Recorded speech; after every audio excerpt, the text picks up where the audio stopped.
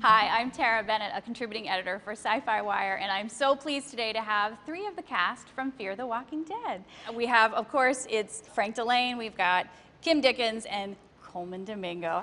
So 3 years into it now, I know that Dave Erickson, your EP for this year, he doesn't like to share a whole lot, but when you're coming into this year and there's these major changes in the storyline, how did he either prep you guys or tee up anything that you guys need to prepare for with your characters this year?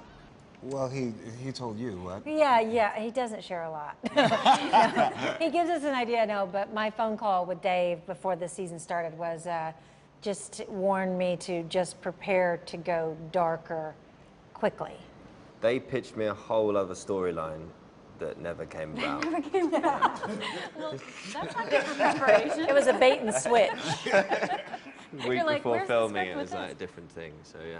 For Strand, I sort of knew exactly where he was going, where he would, you know, last season was a bit more of his deconstruction, and this year it was about him really learning how to get on top again and find out what is the new currency, and have a little bit more of that con back. Yeah. Which I was interested in too, because at some point I was like, he was just so caught up in his feelings, and I was ready to like move beyond that. Exactly. It's like, this is very touchy-feely for Strand. He's like hugging kittens and things. Exactly. No. So we start this season in a new compound with a new threat, and especially for the family unit, I thought it was really interesting that it's kind of a bookended episode. For episode 1, you're all together, you get separated, and then you come back together again. But each of those little separations in this episode really seem to kind of show where your characters are now.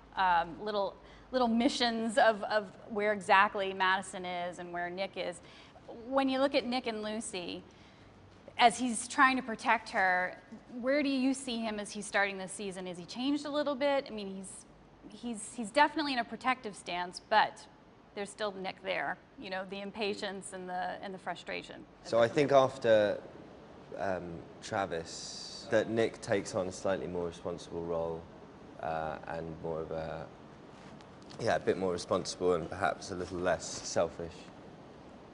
And Madison, you know, in the beginning, when she's in there with Troy, the new kind of adversary, she is hardcore trying to figure out how to get her family, get them all, they're right there, almost all under the same roof again. And is this just more of what she's learned and moving forward with that? Yeah, I think Madison this season, you know, she's learned pretty quickly and has on her apocalyptic persona, if you will. I think she's merciless this year, and she just, you know, does whatever it takes. I think she learns pretty quickly that brutality will be a necessity to get to the end she desires, which is to get her family back and you know, to start over, really. She's not interested in just surviving, she wants to start over.